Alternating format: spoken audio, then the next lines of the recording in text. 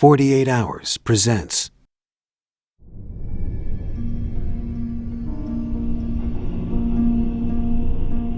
I don't like to go back and think of her at the bottom of the stairs. Who in Marty's life? Who would have done this? She was found in a pool of blood. Who has done this to Marty? I had no idea who could have done it. Could it have been somebody at work? Whoever did it was still out there. She's such a good person. Who would do that to somebody? How could anyone do this to my daughter Marty?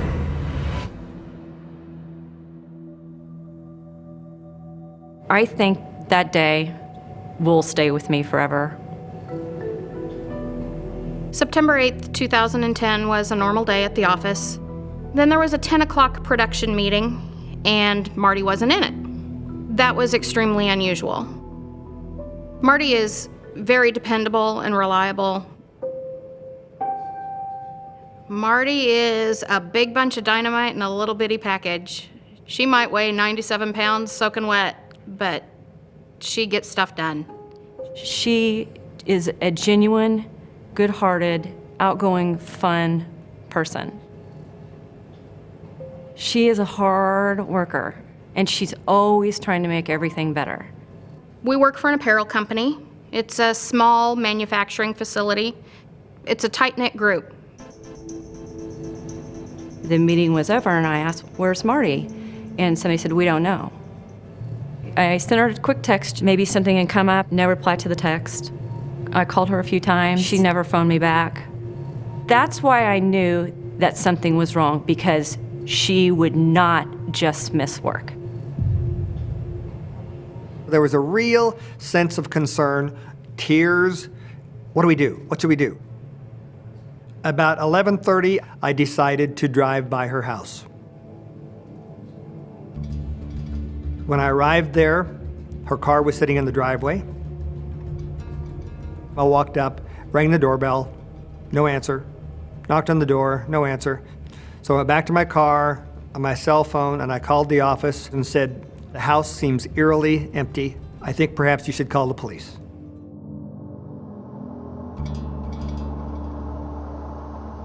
The neighborhood is a very quiet residential neighborhood.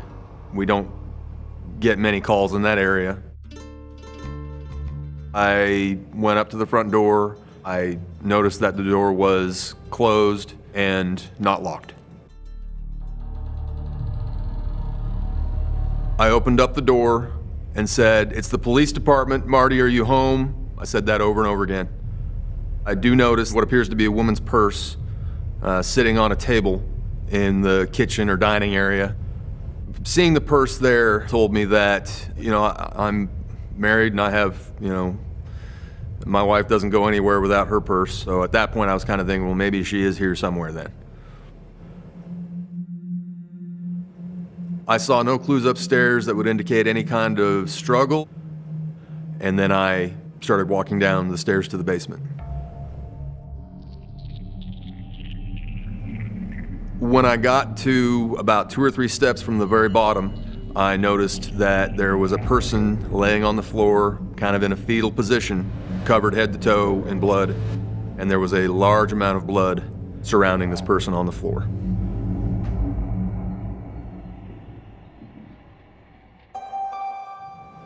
Marty was breathing. It seemed like it was somewhat labored.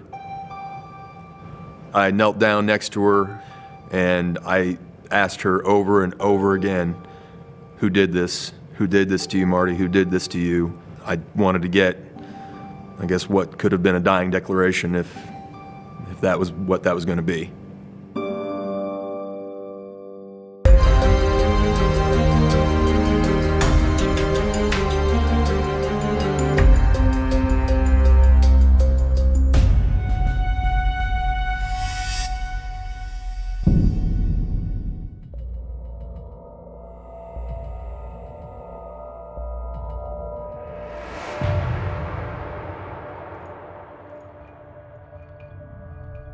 When I walked in, they had just wheeled her in.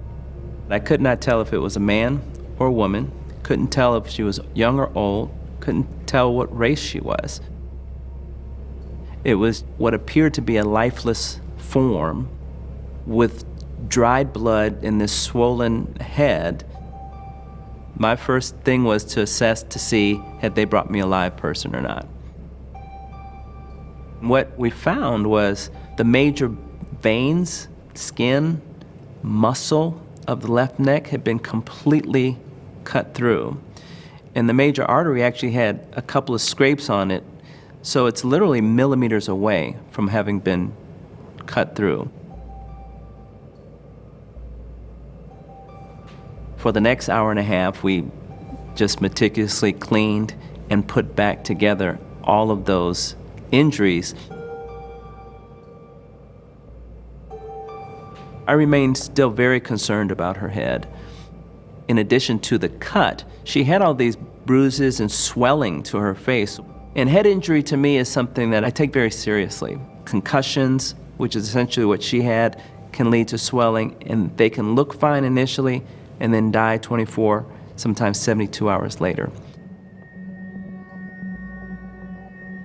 Some of the nurses were starting to get very quiet and tears were welling up. And then in the back of my mind, I'm going, wait a minute, this happened in my neighborhood. Let me get a call into my wife. Let me find out where my kids are. It starts slowly hitting you in waves, the enormity of what really had happened.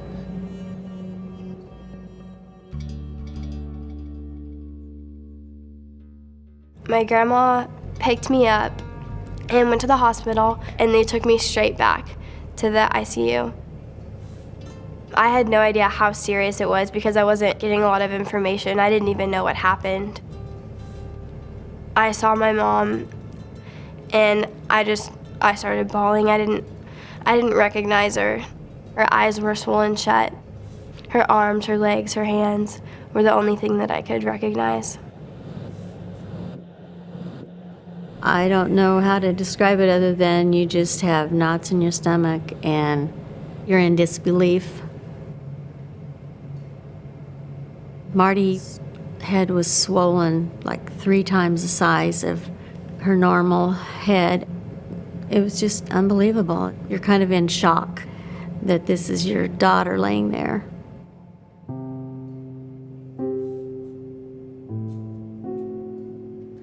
My brother, I just know my brother was very angry because it's his mom, it's our mom, but no one can do that to his mom. That just really got him worked up. The fact that both of us, the fact that somebody could just hurt our mom, you can't just try and take our mom away from us. As a teenager, of course, I'd been sassy with my mom, and we got in an argument. Seeing her in that state just made me feel so bad for everything that I had said ever, any little teenager thing. I just wish I could take it all back.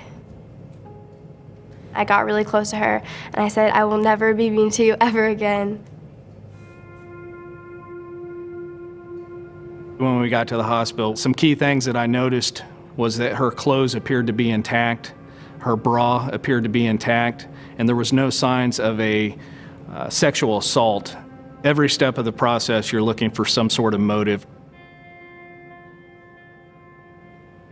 At that time, I was advised her mother had arrived at the hospital, and I went to speak with her to obtain any information we could to assist us with this investigation. They were asking me if I could think of anyone who might have done this to Marty. Marty's mother tells us that she has an ex-husband by the name of Steve Hill. She advised us that Marty and Steve, they communicate regularly. Her mother also told us she was a workaholic. She very rarely left the house. To her knowledge, she wasn't dating anybody. And if she was not working, she was typically at home. Marty was still unable to communicate with us. We had very limited information as to who she might have been with, who she may have had recent communication with, and naturally your first thought is possibly the ex-husband might be responsible. The detectives asked me about my parents. I kept asking, do your parents get along? I remember being really defensive. My dad would never do this, and no one that I know would. We go to Marty's ex-husband's house, Steve Hill, to interview him that night. He was very cooperative, invited us in the house. He gave us the full account of what he had done that day and told us about his history with Marti and that they had had some rough times together, but he loved her and he would never hurt her. He wanted to know who did this just as bad as we did.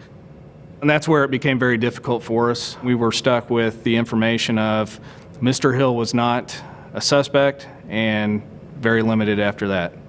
Me and my dad had a lot of conversations trying to get to the bottom and think of who would have done it. Someone had broken into my grandma's house a few days before. Maybe it was the same person and maybe someone was after our family.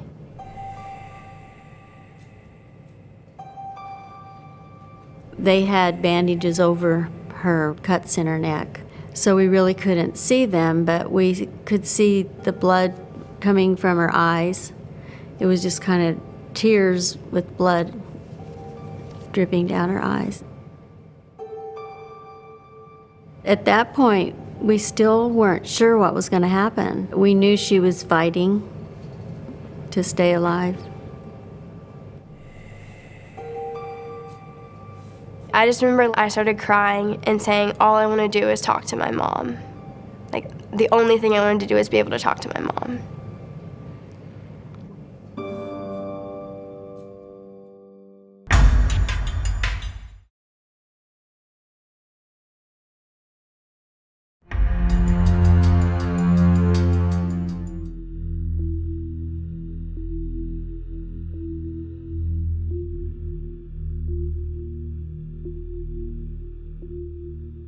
There was quite a fear, really, among the office. Could somebody else be a target? You're looking over your shoulder even at the office, and when you're leaving the office and everywhere you go, wondering who has done this to Marti. And if you know them. Prairie Village detectives came to the office. Obviously, they're just trying to get a sense of Marti's routine, just looking for any ideas that perhaps would give them a direction in which to turn. Marti's mother told us that there was a company by the name of B&J Construction who had recently done work at her house who she had actually referred to Marti. She told me that the supervisor of that construction company was named Brian and that he seemed to be a nice guy. I thought Brian was a hard worker and a family man, and he did good work. Actually, that is why Marti decided to go ahead and use him, because he did some stuccoing inside my house, and he did a really good job. When I initially called Brian, I didn't even know his last name. He called me back and told me that his last name was Pennington. He was 26 years old, lived in Leeton, Missouri, approximately an hour and a half from the Kansas City metro area. We decided that we wanted to just ask him some basic questions.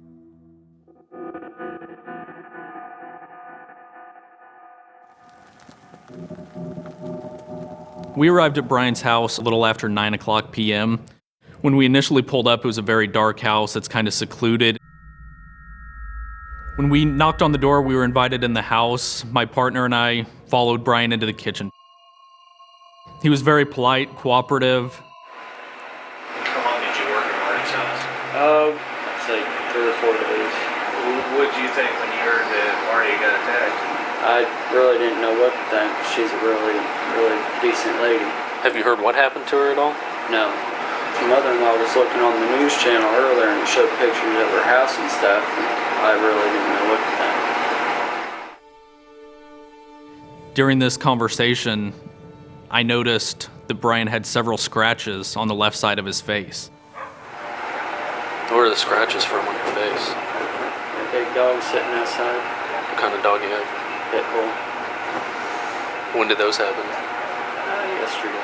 She just jumps all over me, and when I bent down yesterday to unhook the chain, she jumped up and caught me in the side of the face.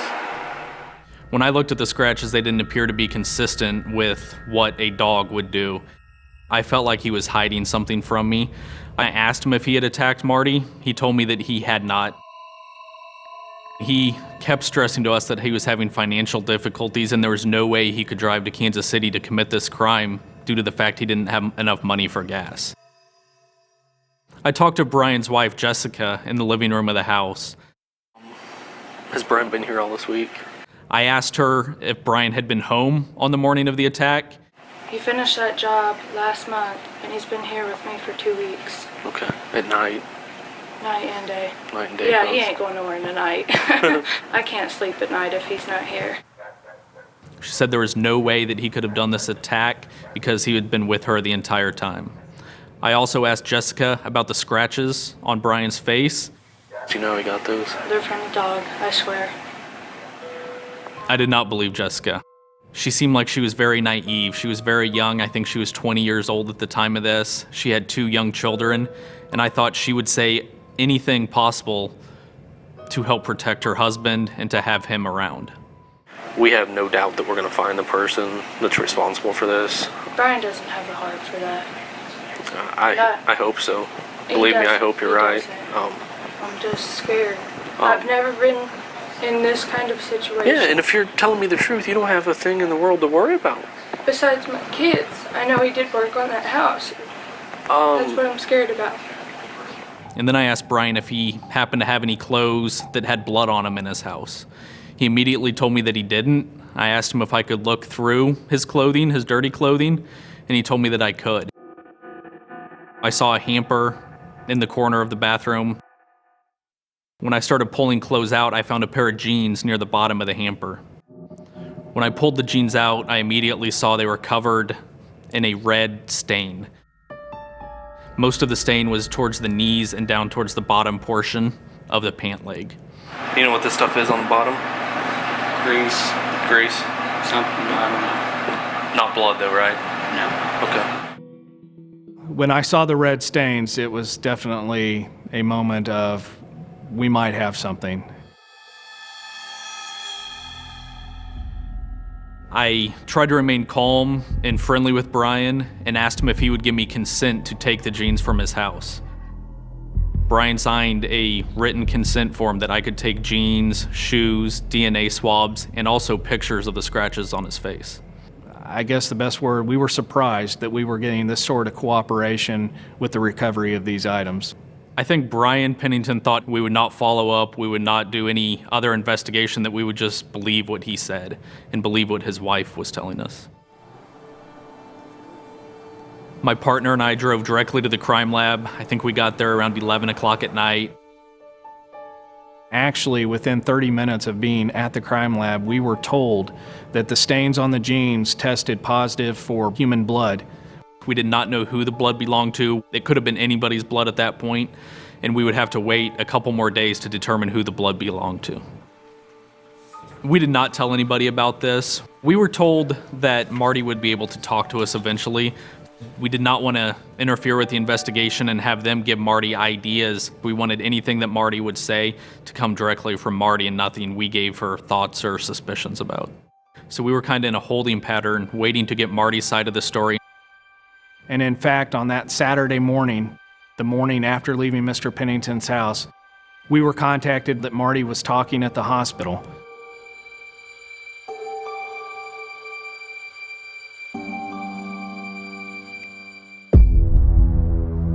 Why would Brian Pennington give up damaging evidence so easily? Chat now on Facebook and Twitter.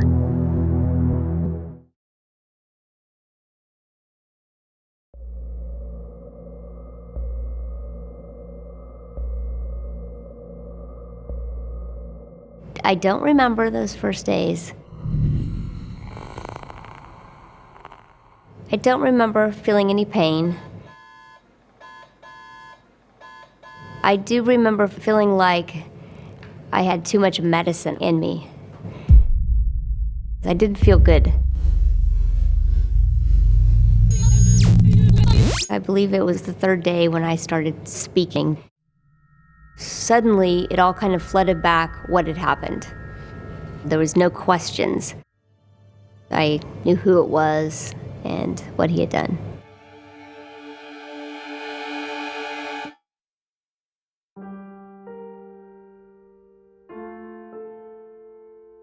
I remember the day that Marty said her first word. My daughter Monica and I were walking in And the doctor said she just spoke. As soon as we got in there, we asked her if she could remember who did this. And she said, Brian.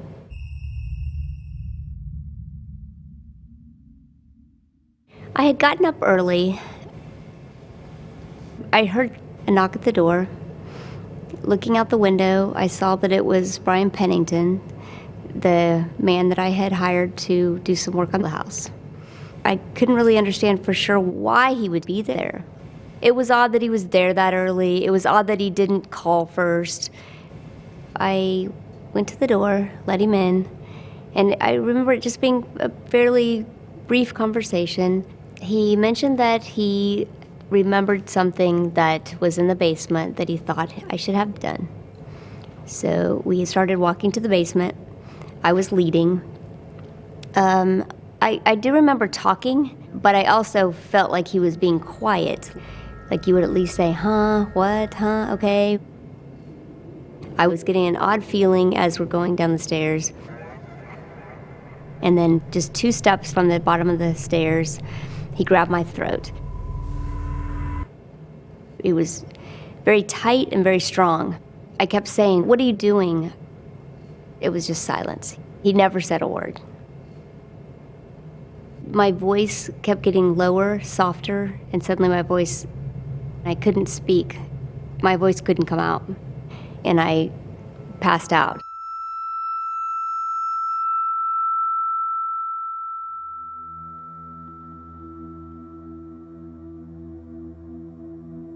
We received a call from the crime lab. The blood found on the jeans was in fact Marty Hill's blood. We knew we had enough for an arrest warrant at that time. On Monday, September 13th, 5 days after the attack, we go to Brian's house in Leeton, Missouri. We find Brian driving down the road. He was laid back in the front passenger seat. It appeared his wife was driving. He was taken into custody at that time.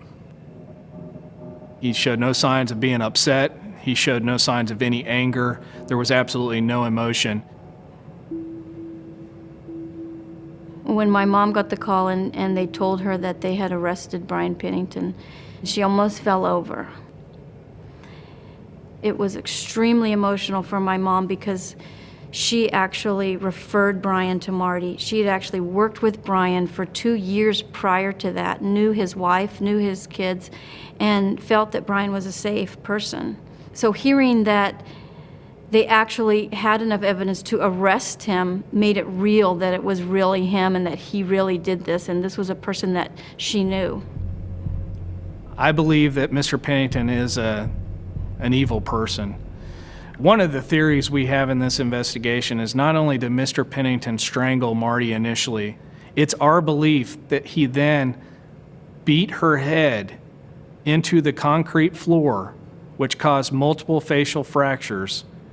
And if that was not enough, he then slit her throat 3 to 4 times, leaving her to die in her basement that morning.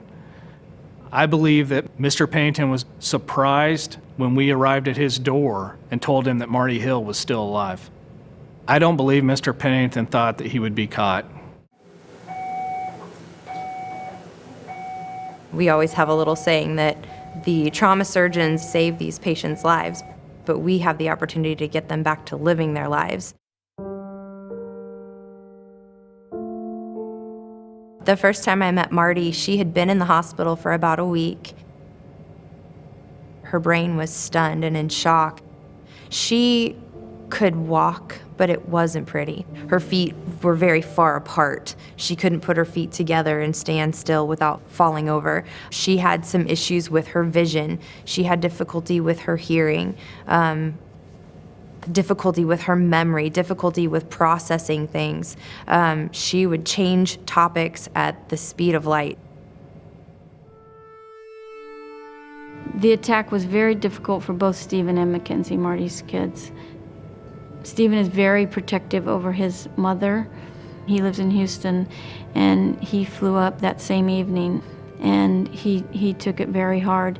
He actually cleaned the blood off of the floor of Marty's house. He wouldn't let anybody in the house. He didn't want anybody to see her blood all over the house. I grew up a lot through the whole thing. I spent my 16th birthday in the hospital, and I remember her giving me a card, and her handwriting on the card was something that really made it real for me. Her handwriting just didn't look like her handwriting. It was almost like she had to start over, like being a kid again and build up to where she is now. Marty's daughter, Mackenzie, played a huge role in Marty's recovery. I feel that Mackenzie's biggest role was Marty could feel like a mother. I have a responsibility. I have things that I need to get done for my daughter. What comes after you start feeling better physically is the unseen trauma, the emotion of realizing what happened to you.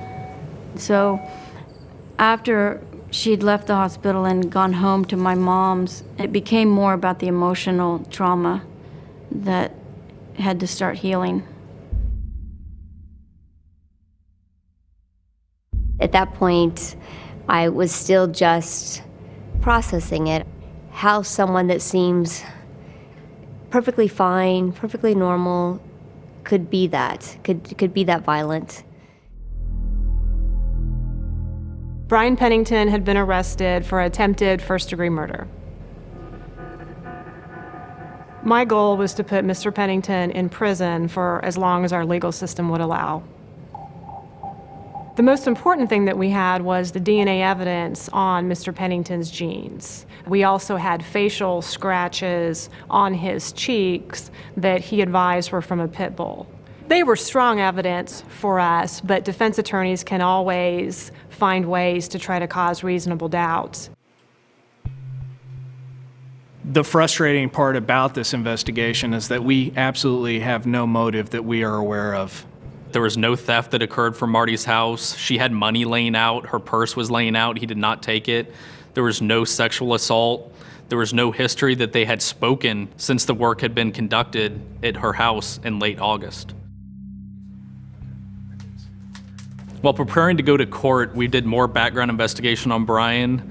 I checked our computer database and noticed that Mr. Pennington had a prior police record. I believe he had over 60 contacts with law enforcement officers. He was involved in several domestic violence incidents where injuries occurred to wives, to girlfriends.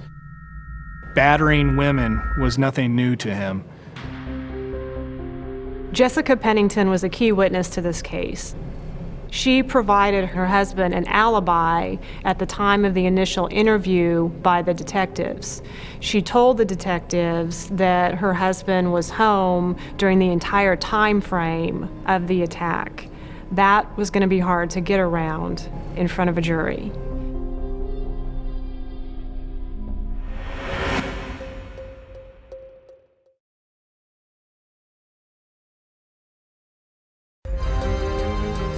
"48 Hours presents" will continue.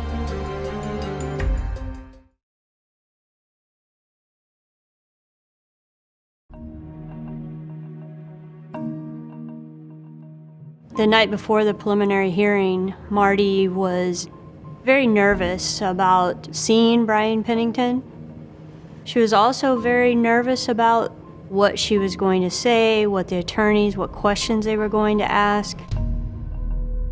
The pressure was tremendous because, in our opinion, Brian was and is a very dangerous individual.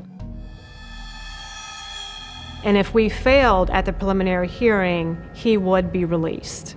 He would be free. I was very concerned about Marty's physical health. When I first met her, she was struggling just to walk and sit down in a chair. And one of my concerns was, even as aggressive of a prosecution that we were going to have, I didn't want to cause her more emotional harm or physical harm. The other concern was her memory. We knew that if she could identify Mr. Pennington as her attacker in the courtroom, that we could get a conviction. The problem was, with all of the injuries to her, we didn't know if she would be able to do that. We were in the courtroom, and they brought Brian in, and they seated him to the far right of our family. It was very emotional and unbelievable. It just made you want to cry. So it was very hard to see him. Brian Pennington had no one on his side of the courtroom. Not even his mother, okay? He always stared straight at the wall, and he never looked around until Marty walked in the door. The only time he moved his head from straight forward was when she walked in the room, and I saw his eyes go like this, almost like he saw a ghost. I will always remember that. I could see it and feel it, that he couldn't believe she was walking down that aisle, gonna go up and speak. When Marty first walked into the courtroom, she was very slow, she was a little bit hunched over, and I was concerned if she was going to be able to make it through this. I've always told her just to focus on me. You and I are going to have a conversation, block everybody else out. It's going to be you and me. We can do this. I remember while I was speaking that I could, out of the corner of my eyes, kind of see him glancing at me. Something about the basement. It was still hard to process because I'm seeing this person that had come to work for me, and I thought he was fine. He showed no emotion. I felt he was very detached from the situation, and it didn't bother him that he had almost killed a woman. The defendants that detach and show no emotion are the ones that frighten us the most. It's still too hard to understand someone that you felt like you knew was capable of something like that.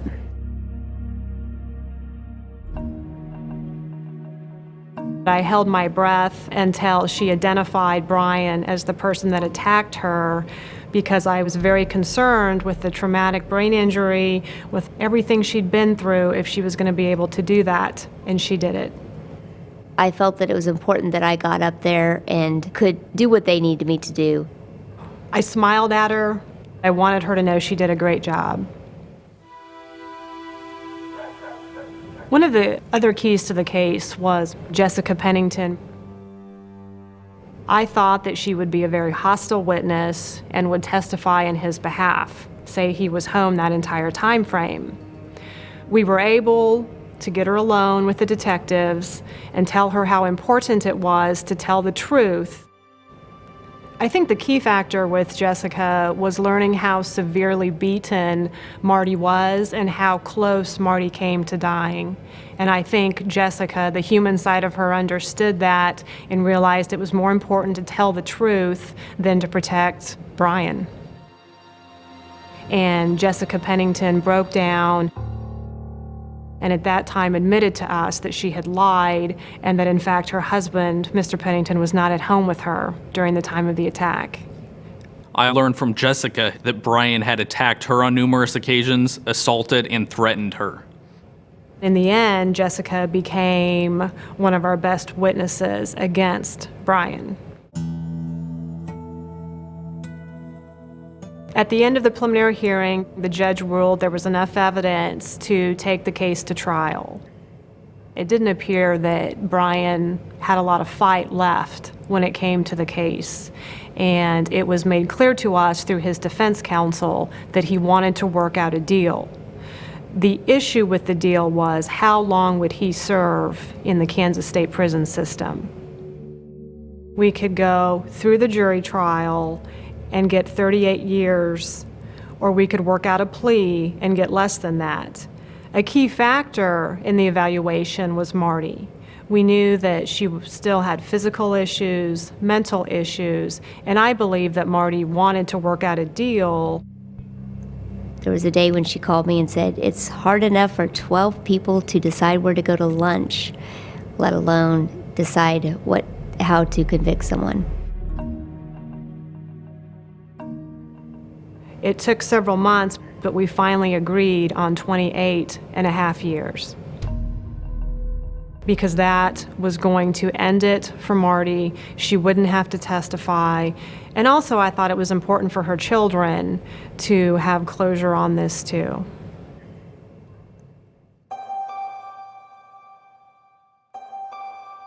The sentencing, we expected it to be brief and short and to the point, and for him to be convicted and sentenced.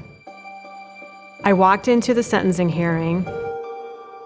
I looked at Brian Pennington. I looked at the defense counsel. And I knew something was wrong.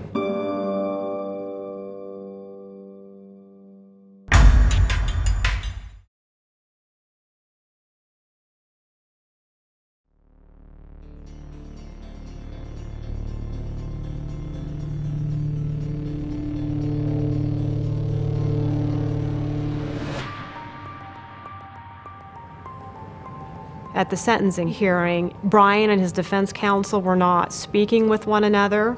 Brian looked angry, so I knew that there was an issue. We were told that Brian wanted to withdraw his plea. He wanted to go to trial.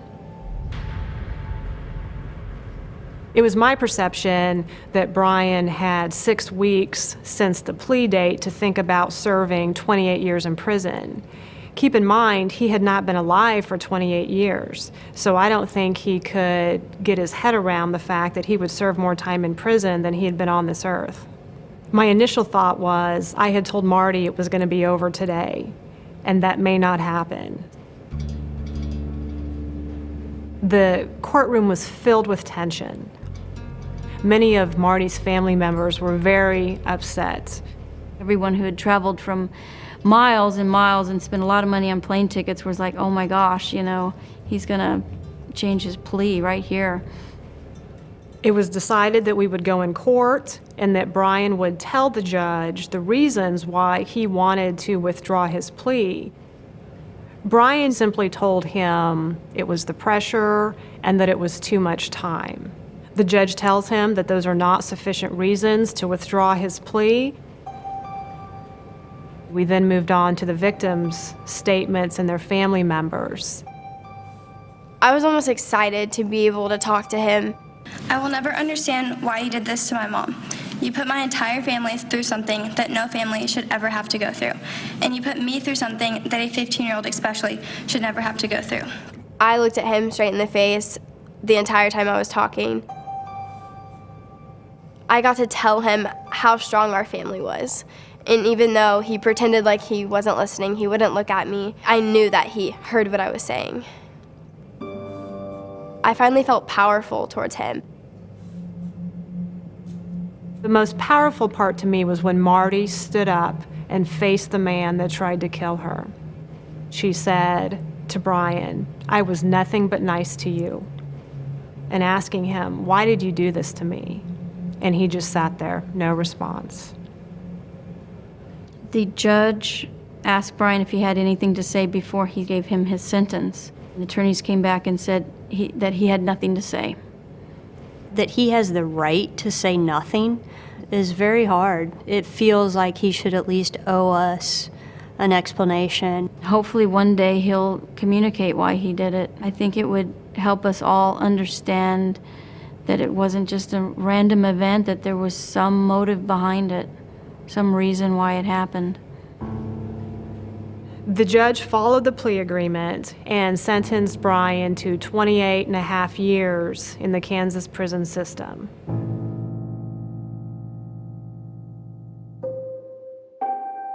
I felt like we had a big team working together that made things right. Great detectives, great attorney, great family support, great friends. I'm so proud of my mom. I need to become more like her and the person that she is. I need to have her work ethic and her personality and just to be a likable person so that if anything like that happened to me, that I would be able to make it through it like she did.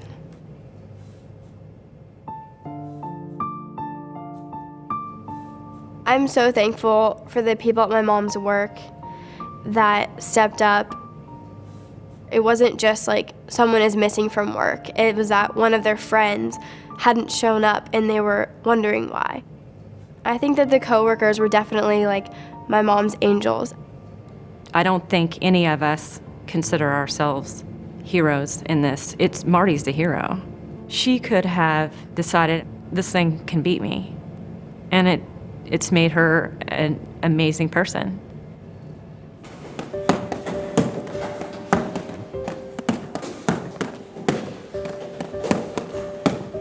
I think the kickboxing, it initially started as just something to push myself a little further, working out. I knew that that was going to be a key role in getting back to my regular life. I do have scars. I have all across my neck still. I tend to probably pull my hair forward and cover it up. I still have tingling down the left side. My face feels like a mannequin from here on, and my ear's very tight. So it's always a reminder, for sure. I think she's still dealing with the emotional part of it, that it's never going to be something that we can just put in the past, even though it's over with and he's in jail and everything, that it's still there.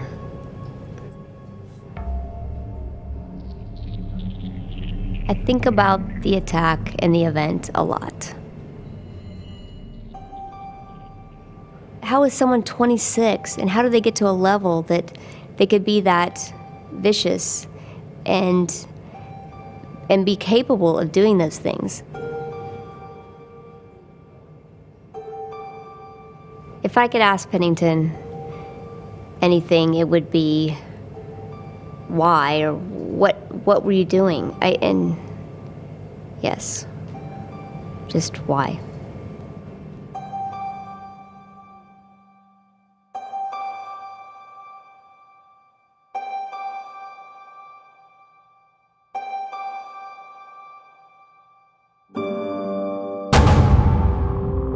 Do you have an opinion about this story? Chat now on Facebook and Twitter.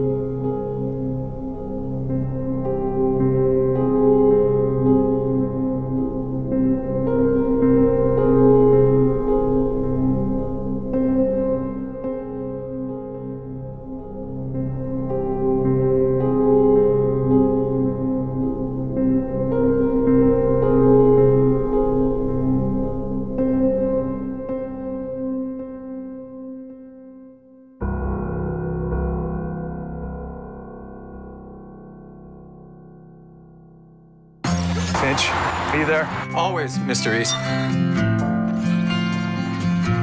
My friend and I help people in trouble. It is gonna be okay. Thank you for giving me my life back. You've taken very good care of me. The world is better off with both of us in it. Person of Interest, Tuesday, 10/9 Central, only CBS. On television, online, on the go, and now on iPad. CBS News.